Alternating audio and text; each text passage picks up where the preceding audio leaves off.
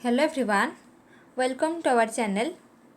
आज आम MCQ-65 रे पंचसखा साहित्यर आउ केतेक प्रश्न आलोचना करबा। जो माने आम चैनल टी को नुआ आछंती प्रथमे चैनल टी को सब्सक्राइब करंतु, जहा फल कि आमर प्रतिटी वीडियोर नोटिफिकेशन आपणक पाखरे यथाशीघ्र पहुँची पारिबो। आरंभ करबा। आज कौन रही प्रश्न?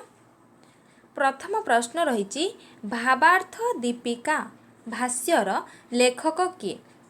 श्रीधर स्वामी, नरसिंह सेन, पार्थश्री चंदन, वृंदावन दास। भावार्थ दीपिका भाष्यर लेखक होउछंती श्रीधर स्वामी। द्वितीय प्रश्न रही विष्णु गर्भ पुराण और निर्गुण महात्म्य कहार सृष्टि? बलराम दास, जगन्नाथ दास, अनंत दास, चैतन्य दास। विष्णु गर्भ पुराण और निर्गुण महात्म्य यह हूँ चैतन्य दासंकर सृष्टि। नेक्स्ट क्वेश्चन रही रुद्र संप्रदायर प्रवर्तक किए? श्रीधर स्वामी, विष्णु स्वामी, चैतन्य, बलराम दास। रुद्र संप्रदायर प्रवर्तक जनक होउछंती विष्णु स्वामी। नेक्स्ट क्वेश्चन रही चंडाल ब्राह्मण जाए खुआखुई हेबे क्यों पुराण रे यह वर्णित? वेदांत सार, गुप्त गीता, भाव समुद्र, बटवकाश, लक्ष्मी पुराण। यह लक्ष्मी पुराण रे वर्णित, बलराम दासंक लक्ष्मी पुराण रे। नेक्स्ट क्वेश्चन रही भूला मन भूलु काहींकी उड़ुची काल संचाण मने नाही कि? भजनर स्रष्टा किए? जसवंत दास, बलराम दास, जगन्नाथ दास, अनंत दास। भूला मन भूलु काहींकी उड़ुची काल संचाण मने नाही कि जो भजनटी ए भजनर स्रष्टा होउछंती अति बड़ी जगन्नाथ दास।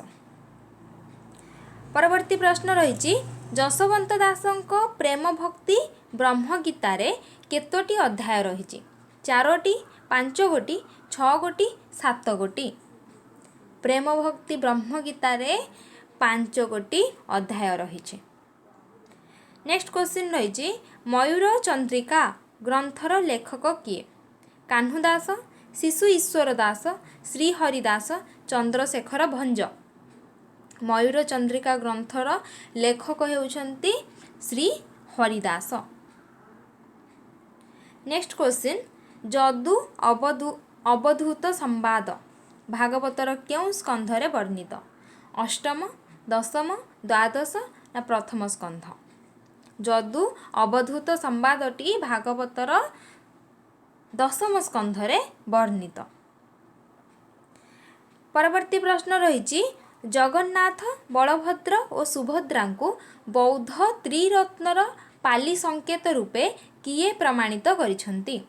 नटवर सामंतराय, हरेकृष्ण महताब, चित्तरंजन दास, सनातन चक्रवर्ती। जगन्नाथ, बलभद्र और सुभद्रा को बौद्ध त्रिरत्नर पाली संकेत रूपे हरेकृष्ण महताब प्रमाणित करिसंती तांकर ओडिशा इतिहास ग्रंथरे। आजिर शेष प्रश्न पंचसखा एक प्रवंचना बोली किए जुक्ति बाढ़ी? सच्चिदानंद मिश्र, नटवर सामंतराय, कृपासिंधु मिश्र, गोदावरीश मिश्र। पंचसखा एक प्रवंचना बोली सच्चिदानंद मिश्र जुक्ति बाढ़ी। ये थिला आजिर MCQ जहाँ आज आम आलोचना कले। भिडियोटी भल लगी लाइक करंतु, फ्रेंड मानक सह शेयर करंतु एवं सब्सक्राइब करने को भूलंतु नहीं। Thank you.